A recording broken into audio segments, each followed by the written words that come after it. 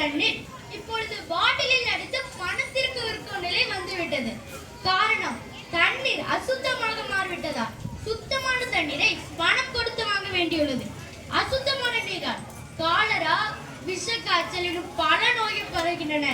நோய்களால் பல மக்கள் இருக்கின்றனர். இதனால் இந்த நீருக்கு தக்க தண்டனை வழங்குமாறு கன நீதிபதி அவர்களை கேட்டுக்கொள்கிறேன். மக்களின் அத்தியாவசிய தேவையான நீங்கள் அசுத்தமாக இருப்பதை பற்றி கூற விரும்புகிறீர்களா? ஐயா, நான் மேகத்தில் இருந்து சிறுதுளிகளாக இந்த மண்ணில் விழும் வரை சுத்தமாக தான் இருந்தேன். பின்பு எழுந்த நீராக மாறி ஆறுக்குளமாக ஓடினேன். ஆனால் என்னை அசுத்தமாக்குவோர் மனிதர்களே. என் மீது பிளாஸ்டிக் கழிவுகள், ரசாயன கழிவுகள், தோல் கழிவுகள் கொட்டி என்னை அசுத்தமாக்குற மனிதர்கள் தான். என் சுற்றுப்புறத்தையும் என்னையும் இருந்தவழி காய்ப்புமாக மனிதர்கள் இன்னும் என்னை பயன்படுத்துகிறார்கள். Objection my Lord. இந்த நீர் பெரிய பேரலையாக மாறி, அதாவது சுனாமியாக மாறி மனித உயிர்களை அழிக்கின்றது. அதனால்தான் இது மனிதர்களை குறை கூறுகிறது.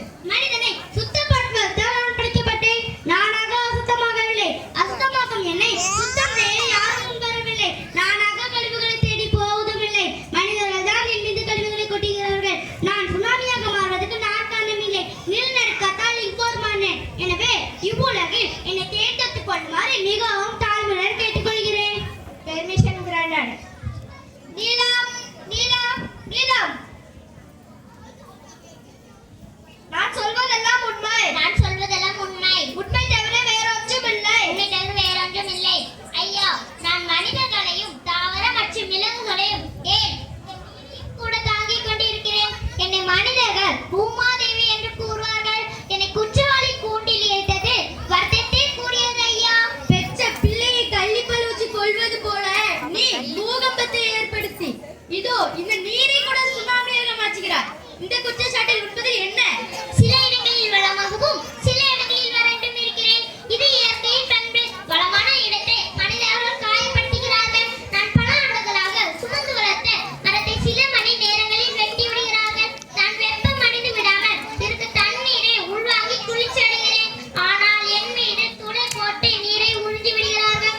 வெட்டியானும் என்னை தோண்டுகிறான், தங்கம் எடுப்பவனும் என்னை தோண்டுகிறான். பிளாஸ்டிக் கழிவுகள் என் மேற்பரப்பில் மூடியதா நான் தண்ணீரை உள்வாங்க முடியாமல் தவிக்கிறேன்.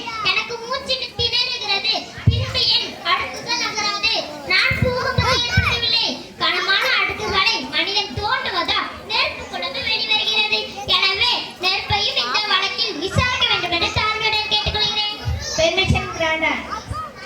நெருப்பு, நெருப்பு, நெருப்பு. நான் சொல்வதெல்லாம் உண்மை. நான் சொல்வதெல்லாம் உண்மை. உண்மை தவிர வேறொன்றும் இல்லை. உண்மை தவிர வேறொன்றும் இல்லை. நிலத்தில் பூகம்பமும் நீரில் சுனாமியும் மனித உயிர்களை அளிக்கின்றது. இதற்கு நெருப்பாகிய நீங்கள்